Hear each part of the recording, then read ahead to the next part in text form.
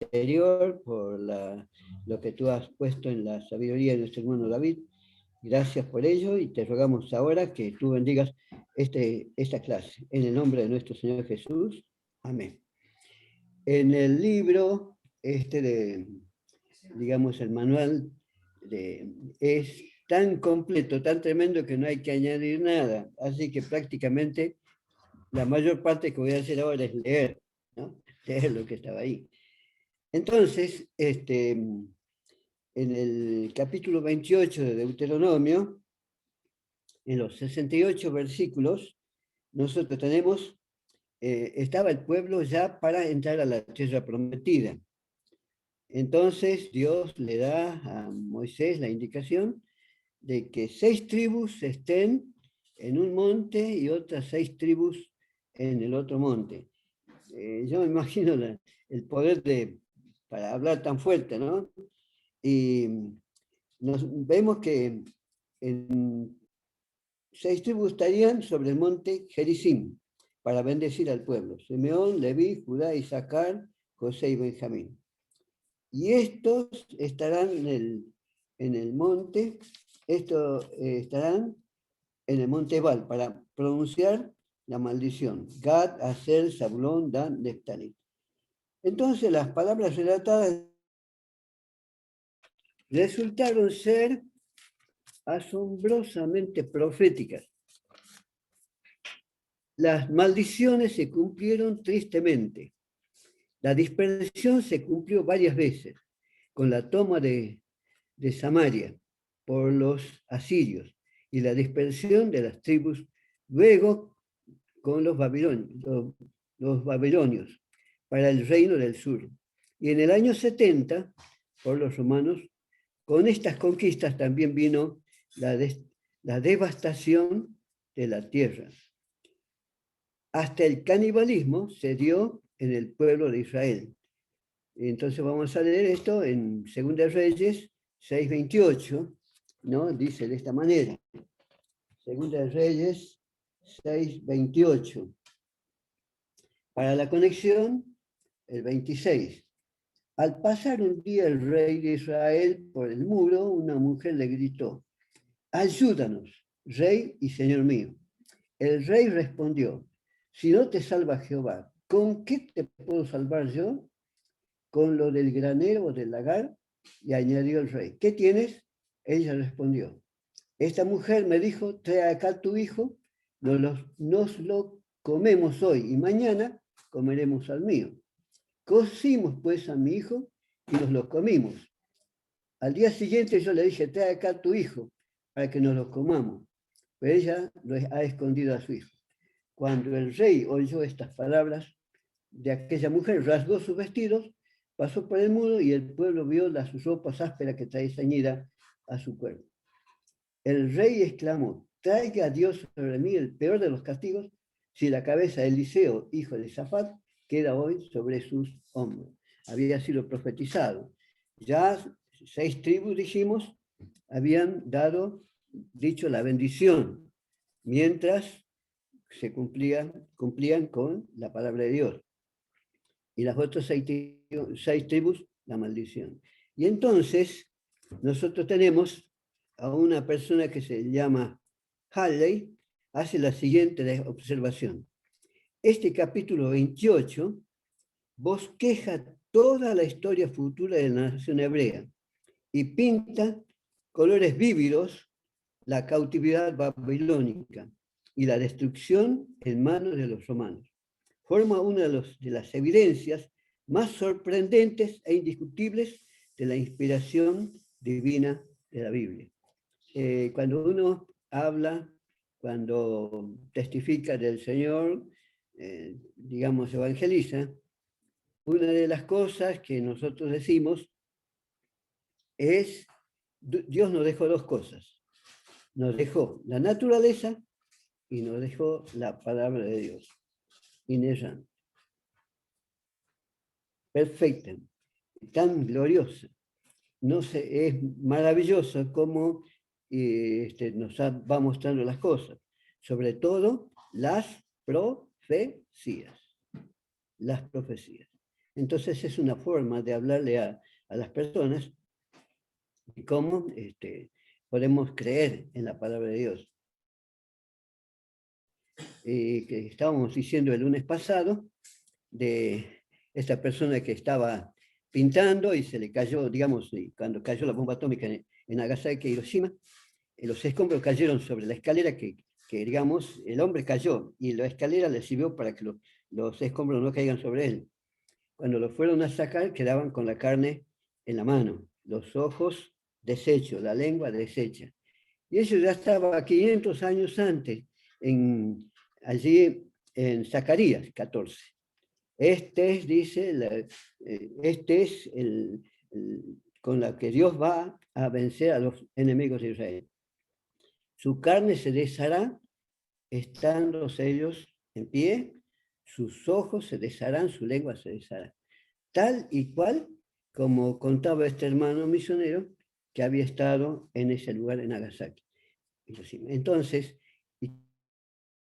60 años, ¿cuánto más hoy? Cuanto los armamentos son mucho más poderosos. Entonces, las profecías son las que son lo maravilloso de la palabra de Dios. ¿Cómo se han cumplido? Se cumplen, se seguirán cumpliendo, con una perfección tremenda. ¿No es así? Entonces, podemos decirle a la gente que tenga confianza en la palabra de Dios. La palabra de Dios es inerrante. El cielo y la tierra pasarán, mis palabras no pasarán, ¿no? Entonces, tenemos la historia de un pueblo desde jueces hasta el cautiverio. Un pueblo rebelde. A pesar de las serias advertencias a obedecer la ley de Dios, después de Israel conquistar la tierra prometida y después de la muerte de Josué, cada tribu debería conquistar su territorio. Pero en muchos casos esto fue dejado. Se empezaron a hacer alianzas y el efecto inmediato fue la contaminación, sobre todo la tremenda idolatría. Tremenda idolatría, ¿no? Y es algo increíble que el pueblo de Israel, teniendo profetas, teniendo la palabra de Dios, caiga una y otra vez en la idolatría. Tremendo. Dios, nosotros tenemos en Apocalipsis 21:8, nosotros tenemos la sentencia, pero los cobardes e incrédulos, los abominables y homicidas, los fornicarios, hechiceros, los idólatras y todos los mentirosos tendrán su parte en el lago que arde con fuego y azufre, que es la muerte segunda. Tremendo. Y a través de nosotros, cuando le queremos mostrar a las personas sobre la idolatría, podemos llevarla a nosotros podemos llevarla a varios pasajes, como Jeremías 10, podemos llevarla a Éxodo 20, podemos llevarla, en fin. En el Nuevo Testamento tenemos muchísimos pasajes también. Entonces, pero cuando se trata de una persona nueva, que le vamos a evangelizar, le tenemos que hablar de Cristo, de hablar del Señor, ¿no? Y esta mañana había una persona dentro de un auto escuchando radio, joven. Le digo, joven, ¿sabe lo que leyó alguna vez la Biblia? El capítulo 12 de Eclesiastés. Él dice que como que nosotros fuéramos una casa y que en la casa dice, acuérdate de tu creador en los días de tu juventud, antes que lleguen los días malos y vengan los años de los cuales digan, no tengo en ellos contender. Y entonces empieza a detallar una serie de cosas. Cuando dice, en la casa temblarán los hombres fuertes, las manos. Dice, se encorvarán los hombres fuertes, las piernas. Dice, se cerrarán las puertas de afuera, los oídos. Dice, se cerrarán los que miran por la ventana. Y entonces, le digo, ¿tiene canas? Sí, tengo unita por acá. Dice, bueno, dice, esa es una señal de que la muerte viene pronto. Dice, florecerá el almendro. A mí me floreció hace muchísimos años ya la almendra, ¿no? Entonces, florecerá la almendra. Todos son señales. Es maravilloso el capítulo 12 de Eclesiastés, ¿no? Para ver cada detalle, qué es cada cosa de lo que va pasando el ser humano, ¿no? Y entonces, ¿qué es lo que pasaba con este pueblo? ¿No? Se empezaron a hacer alianzas y el efecto inmediato fue la contaminación con la idolatría. Las consecuencias relacionadas con esto, el pueblo decayó en lo político, moral y sobre todo en lo espiritual. A pesar de que Dios levantaba jueces que lo libraban por poco tiempo de los enemigos, volvía el pueblo a Dios. Poco tiempo después, la situación volvía a ser la misma. El resumen de esto, del libro de Jueces, ¿cómo termina el libro de Jueces? Cada uno hacía lo que bien le parecía. Eso tenemos en Jueces 21-25. Esta era la situación de los jueces. Cada uno hacía lo que bien le parecía. De ahí se pasa el tiempo del último juez, Samuel, con su relativo avivamiento, para llegar al deseo de Israel de parecerse a las demás naciones en tener un rey. Esto no fue la voluntad de Dios, pero igual les da lo que desean. Y entonces nosotros vemos, ¿no?, cómo Dios elige a Saúl. Saúl parece tímido al comienzo.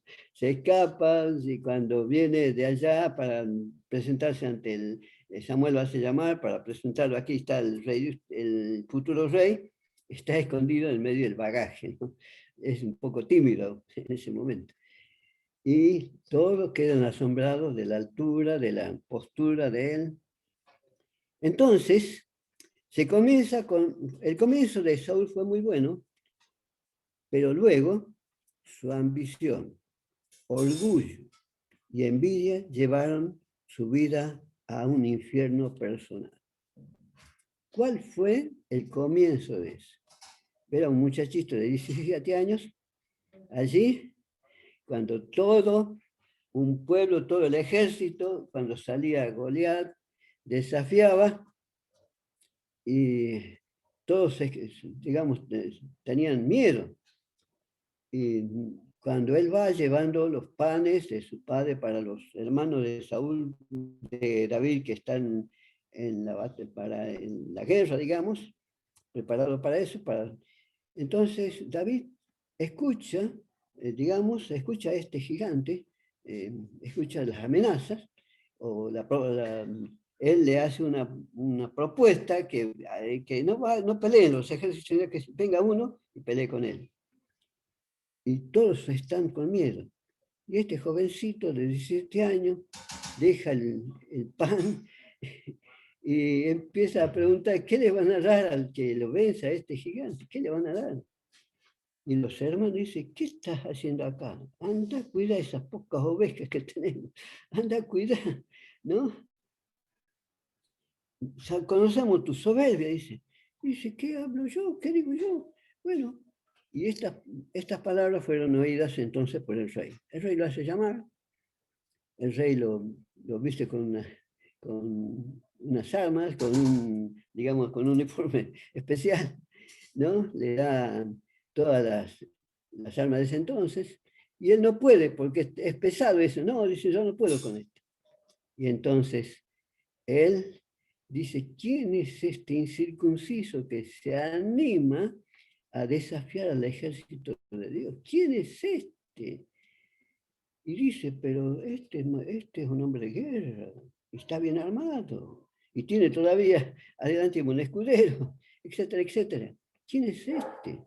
Y entonces David toma 5 piedras y se va allí. Y entonces este gigante dice que yo soy animal, soy alguna cosa que viene con palos, con piedras. Tú vienes con escudo, vienes con jabalina, etcétera, etcétera. Yo vengo en el nombre de Jehová de los ejércitos, aquel a quien tú has blasfemado, tú has hablado mal. Y hoy Dios te va a entregar en mis manos. ¡Qué fe tremenda! Y así nosotros vemos el triunfo de David sobre el gigante Goliat. Ahí Saúl queda asombrado. Pero empieza una cosita tremenda, ¿no? Un poco de envidia, ¿no? Y peor cuando están llegando a la ciudad, dice, Saúl hirió a su 1000 y David a sus 10.000, es peor. Empezó entonces a trabajar algo terrible con él.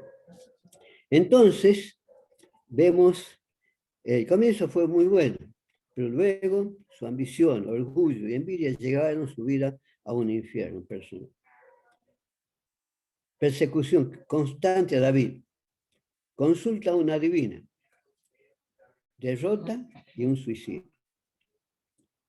Al tiempo de Saúl le siguió el tiempo de oro de Israel, con David y Salomón, en cuanto a la extensión, riqueza y estabilidad del reino. Pero la costumbre de unirse con reinas paganas alejó el corazón de Salomón de Dios. Tremendo. Bueno, ya sabemos la promiscuidad que tenía el pueblo. Tremendo. ¿No? Vemos lo que le ocurrió. Y entonces, dice, alejó el corazón de Salomón de Dios, lo que fue acrecentado en sus sucesores. Primero vino la división de la nación de Israel, en tiempos del reinado de Roboam, su hijo. De esta manera empezó la diferenciación entre el reino del norte, las 10 tribus, llamado Israel, y el reino del sur, Judá y Benjamín, llamado Judá. En ambos reinos se fueron turnando los reyes. En el reino del norte de Israel, el denominado común fueron reyes que cada uno hizo lo malo ante los ojos de Jehová, los reyes del norte.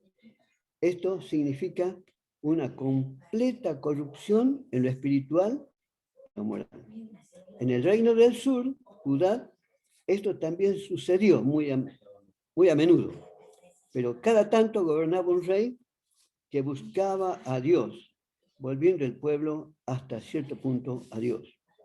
Una y otra vez, las advertencias de Dios llegaron a ambos reinos por medio de la actividad de los profetas, pero en la mayoría de los casos cayeron en oídos sordos.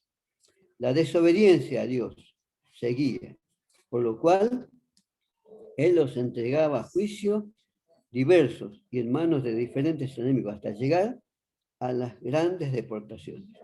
Las naciones gentiles se convirtieron en la herramienta al servicio de Dios para castigar a su pueblo.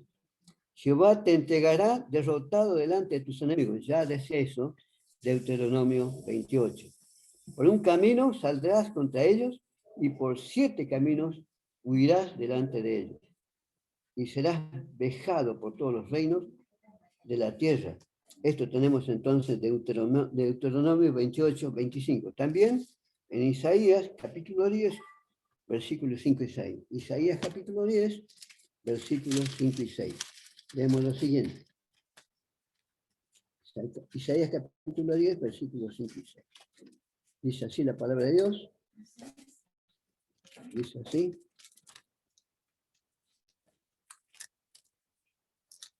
Diez, 5 y 6. Ay de Asiria, vara y bastón de mi furor. En su mano he puesto mi ira. Lo mandaré contra una nación pérfida. Contra el pueblo de mi ira le enviaré, para que quite los despojos y arrebate la presa, y lo ponga para ser pisoteado como lodo en las calles. Ya Dios había dicho estas cosas con anterioridad. Entonces, seguimos. De esta manera Israel sale de la escena mundial.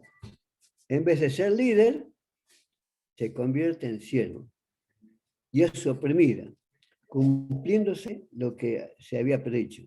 El extranjero se elevará muy alto y tú descenderás muy abajo. Él será por cabeza y tú por cola. Servirás, por tanto, a tus enemigos que enviaré Jehová contra ti.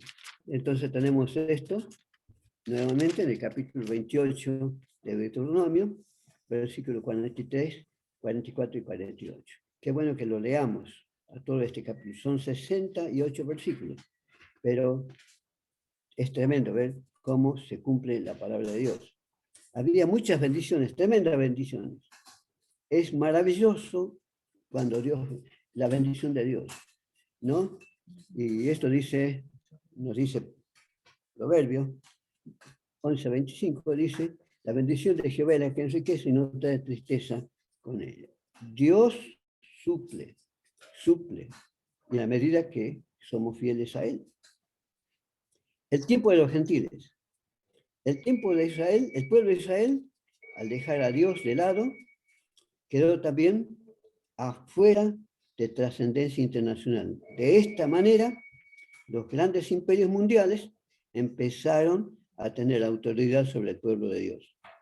¿Cuáles fueron esos imperios? Y no hubo nunca más otros imperios, ¿no? Asiria, Babilonia, Medo-Persa, griegos, romanos. Nunca más hubo imperios mundiales. Hitler intentó tener un imperio mundial, no pudo. También Napoleón Bonaparte intentó tener un imperio mundial, no lo pudo. Y así tenemos también el comunismo, no pudo tener. Estos 5 imperios así estaban determinados en la Biblia y eso pasó. No pudo haber más imperio mundial, ¿no? Entonces,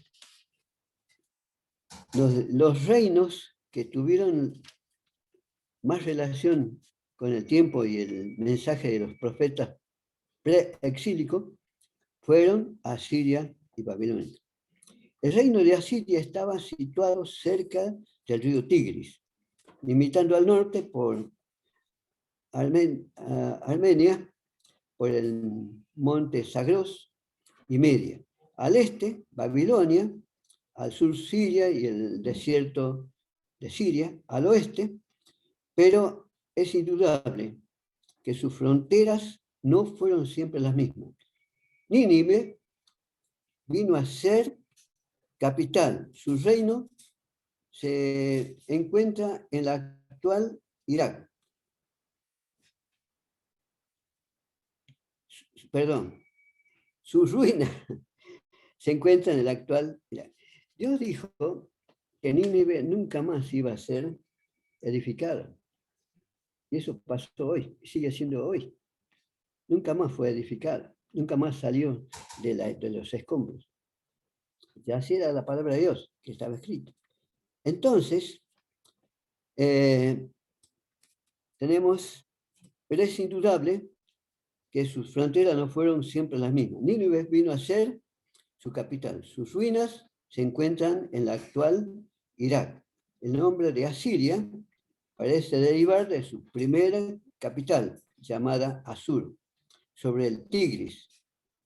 Se consideraba que fue Tiglat-Pileser primero el fundador del primer reino asirio. Eso aproximadamente 1130 años antes de Cristo. Embelleció a Nínive y acaudilló sus ejércitos en varias direcciones.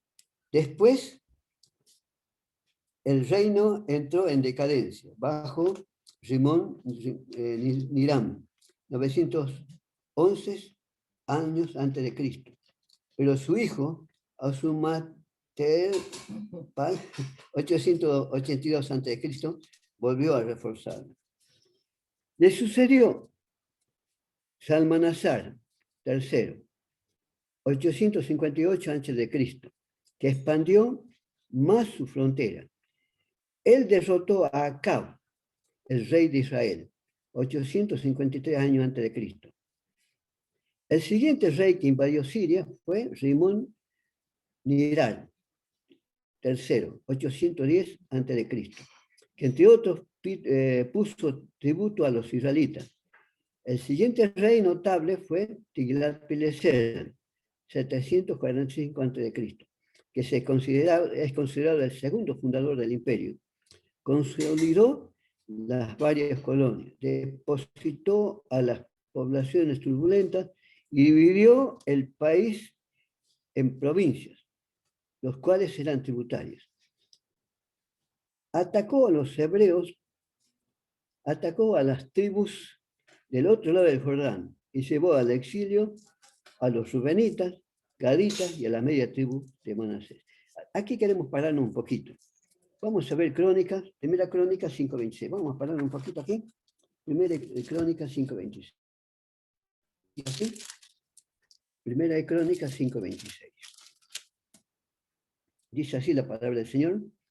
Por lo cual, el Dios de Israel excitó el espíritu de Pul, rey de los asirios, y el espíritu de Tiglat-Pileser, rey de los asirios, el cual deportó a los rubenitas y gaditas y a la media tribu de Manasés y los llevó a Alat, a Abor, a Ara y al río Gozán hasta el día de hoy.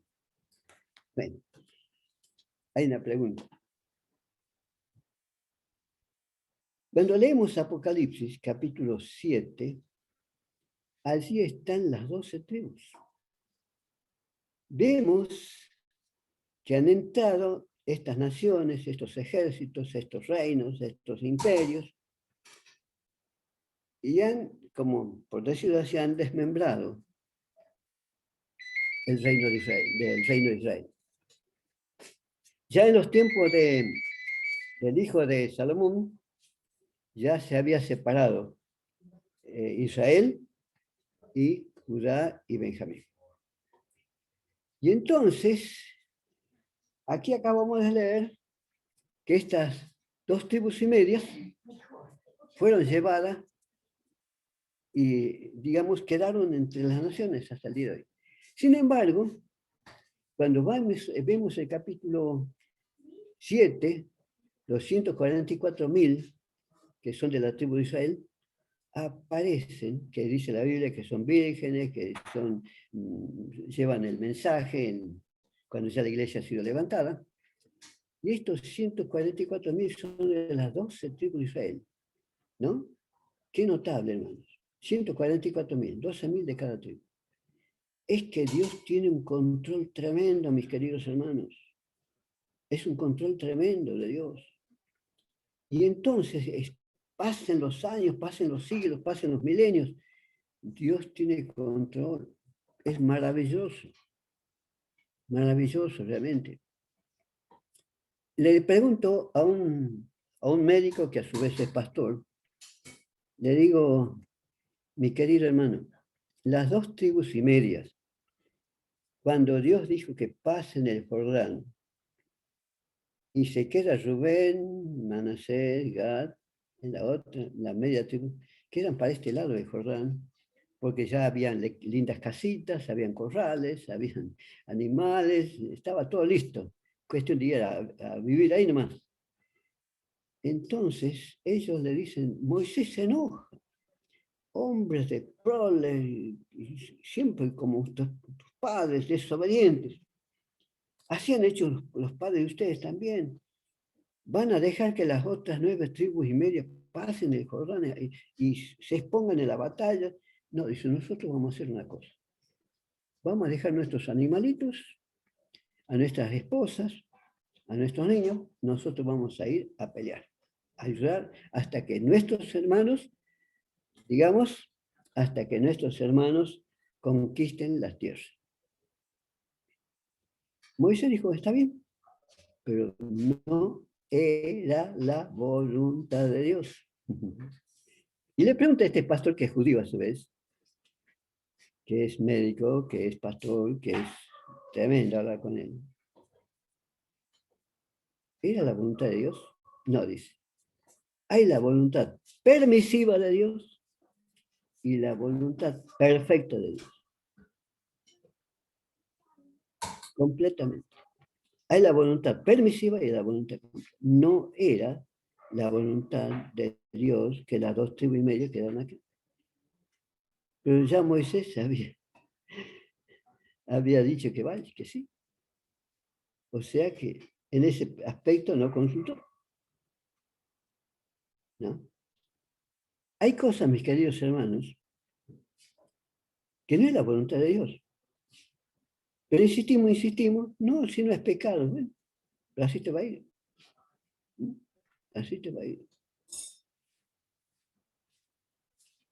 ¿No? La Biblia es claramente, tan clara, dice, Dios no puede ser burlado. Gálatas capítulo 6. Todo lo que el hombre sembrare, eso también segará. Todo lo que el hombre sembrare, eso también segará. Entonces, llegamos al capítulo 7 de, usted learon, si quiere, hermano, los 144.000 que salen a predicar, que tienen condiciones tremendas. Ahí están las 2,5 tribus. Ahí están. Es que Dios tiene control, mis queridos hermanos. Dios tiene control de que dice, el Señor dice que los cabellos en esa cabeza están todos contados. Bueno, conmigo no, hay mucho problema. Dios tiene todo controlado. Y esas 10 tribus están siendo controladas. Entonces, tenemos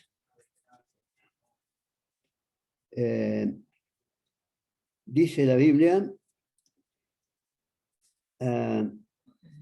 capítulo, tenemos el capítulo Segunda Reyes 16, 1 al 10, tenemos, digamos, lo siguiente.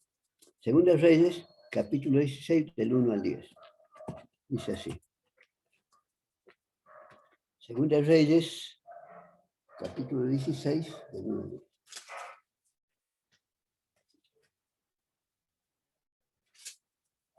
Del 1 al 10.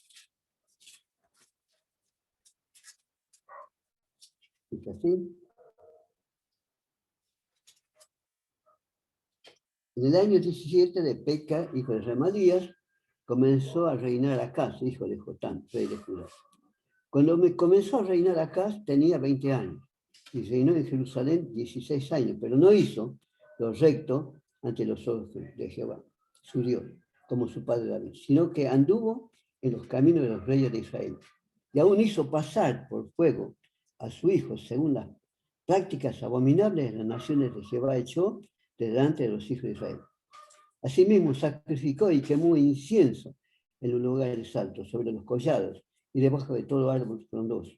Entonces Resín, rey de Siria, y Peca, hijo de Remalías, rey de Israel, subieron a Jerusalén para atacarla y sitiar Acaz, pero no pudieron tomarla. En aquel tiempo, el rey Herón recobró a Elad para Herón y echó de Elad a los hombres de Judá.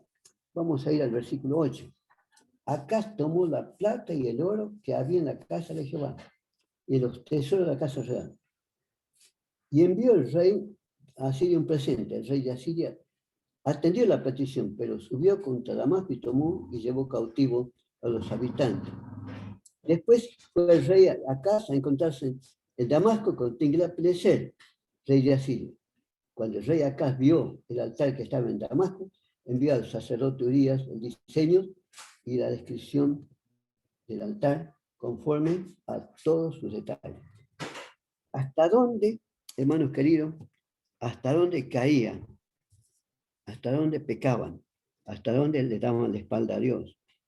Entonces, Dios, nosotros encontramos, Dios los entrega a las otras naciones para que a ellos, digamos, con ellos Dios los castigue. Entonces tenemos a Oseas, rey de Israel, fue hecho tributario suyo. Sitió a Samaria por varios años. Sargón sucedió en el año 722 a.C. y es a él a quien se le atribuyó la conquista de Samaria, según su propio relato. Deportó 27.800 personas. Luego llevó colonos nuevos a Samaria. Este rey fue asesinado en 705. Siguió Sennacherib 705 a.C., el cual hizo tributario a Ezequías. Al rebelarse Sennacherib tomó la ciudad amurallada de Judá. Ahí Ezequías le entregó los tesoros de la casa y del templo. Pero a esto Jerusalén fue atacada y sucedieron discursos blasfemos contra Dios. Ezequías se humilló ante Dios y el ángel del Señor dio muerte a 185.000 asirios. Sennacherib volvió a su tierra, en donde fue asesinado, y sus hijos lo mataron. Segunda Reyes 18, 13, 19, 37. Estos dos capítulos sería lindo leerlos, mis queridos hermanos. Ezequías fue un rey muy temeroso de Dios, tremendamente temeroso. Y él, digamos, como nosotros podemos leer en la Biblia, él dio a este rey, dio de sus riquezas y también sacó del templo. Pero nosotros vemos que volvió este rey a rodear a Jerusalén, digamos, a terminar con ellos. Y entonces Ezequías, nosotros vemos cómo se humilla ante Dios, cómo pide perdón, y entonces Dios contesta la oración de Ezequiel. Y nosotros vemos, vamos a leerlo, Segunda Reyes, capítulo 18, versículo 13.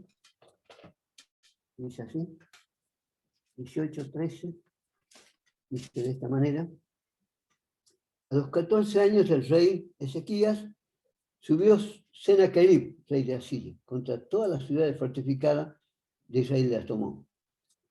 Entonces Ezequías, rey de Judá, envió a decir al rey de Asiria, que se llama Laquís: he pecado, retírate de mi país y aceptaré todo lo que me impongas.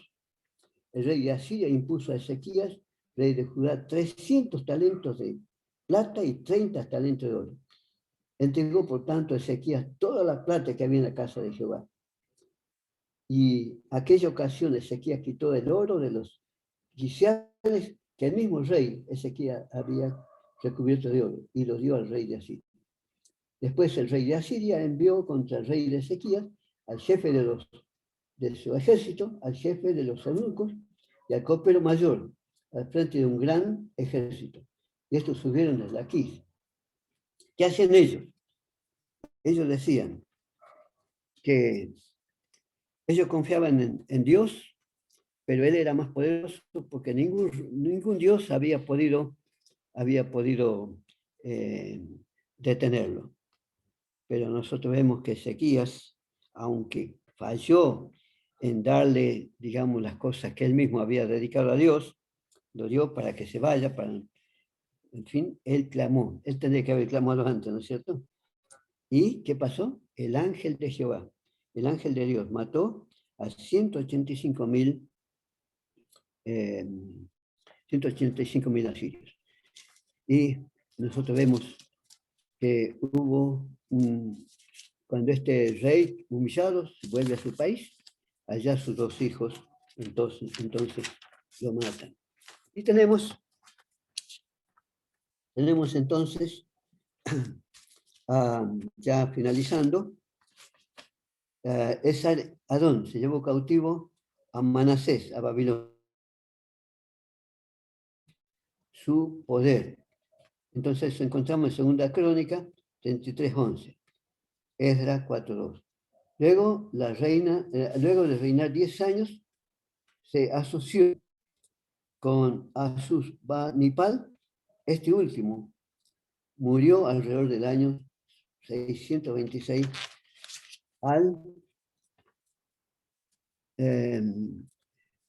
la gloria del reino de Asiria iba declinando, y alrededor del año 602 a.C. Nínive fue tomada y destruida por el naciente reino babilónico.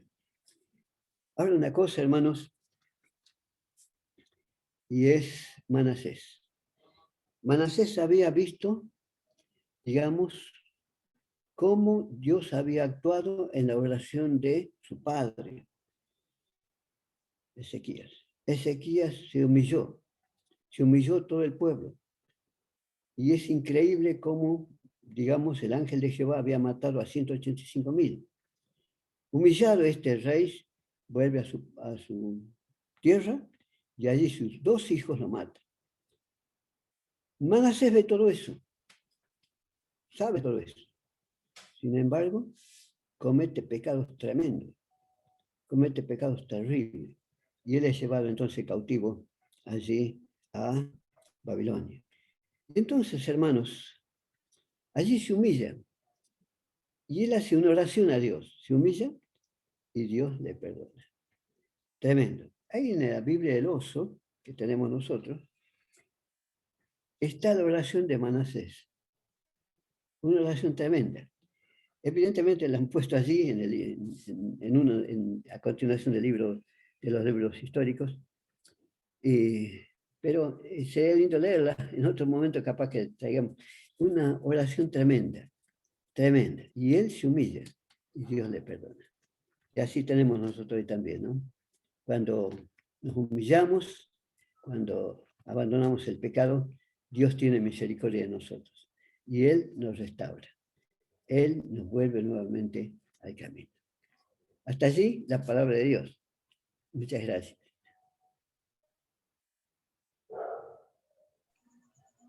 Muy bien, bueno, muchas gracias, don Juan, por su tiempo, por la disposición de poder enseñarnos, ¿sí? Un año más, una materia más, así que es un placer realmente poder tenerlo y escucharle. Bueno, tenemos ahí 9 minutos.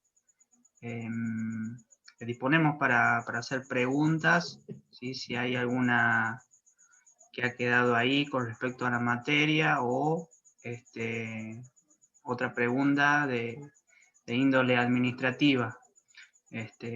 Así que ahí tenemos un tiempo. No sé si hay alguna pregunta.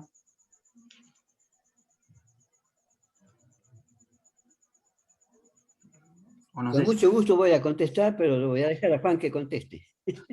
A Juancito, mi hijo.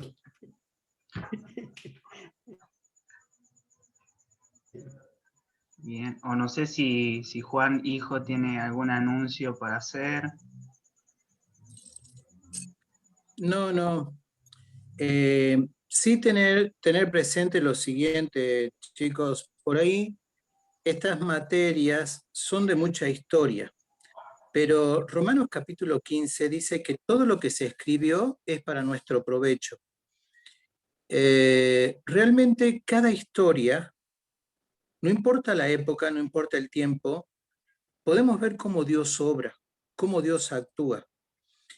Es realmente tremendo lo que es la vida de Manasés, porque la Biblia dice que llenó todo su reino de extremo a extremo con pecado y con abominación. Es tremendo, tremendo, es el peor rey que hubo en cuanto a lo que es su vida moral, a lo que es su vida espiritual. Pero vemos así, en el otro extremo, la misericordia de Dios, que Dios nunca está lejos. ¿Cuán bajo se puede llegar para que Dios quede lejos? ¿Qué tanto me debo apartar para estar lejos? No hay. Y ahí tenemos el ejemplo de Manasés. Tremendo. Cómo Dios es el Dios de las oportunidades. No importa cuánto hayamos caído, no importa cuánto nos hayamos apartado, Dios siempre es el Dios de la enésima oportunidad. Pensalo, y aunque esto hayamos escuchado muchos nombres raros, medio trabalenguas, muchas fechas, pero todos nos llevan hacia un mismo lugar. Y todo fue hecho para llegar hasta la cruz de Cristo. esto no te olvides. Cada cosa en la Biblia tiene un significado muy, muy importante. Y eso está en poder sacar de ella las mayores riquezas. Terminamos en oración. Bruno, te dejo para que vos ya concluyas. Bueno, ya que lo tenemos acá en la sala, me gustaría pedirle a Ricardo de Moreno si puede concluir con una oración. Bueno, Padre Celestial, gracias por poder estudiar nuevamente tu palabra. Es para nosotros un privilegio. Gracias por el ánimo que pones en cada uno de los que estamos aquí. Quizá hoy estamos en un tiempo donde hay mucho conocimiento, pero quizá muchos no llevan a la práctica de este conocimiento. Así como decía nuestro hermano Juan, todas estas cosas sucedieron con un propósito y fue llevarnos a Cristo. Sabemos, Padre, que esta tu palabra también nuevamente nos lleva a Cristo, así como lo fue en otro tiempo, para hoy también. Gracias, Señor, porque se hace vigente, se hace real cada vez que leemos las Escrituras. Y gracias por tus siervos también, los dos que estuvieron nuevamente enseñándonos en esta noche. Rogamos que le sigas bendiciendo, dándole sabiduría, entendimiento para poder también, comprendiendo las Escrituras, transmitirnos a nosotros el mensaje quizá reducido, sintético por el tiempo, pero el mensaje que estamos necesitando cada uno de nosotros. Lo pedimos en Cristo Jesús. Amén. Amén, Señor.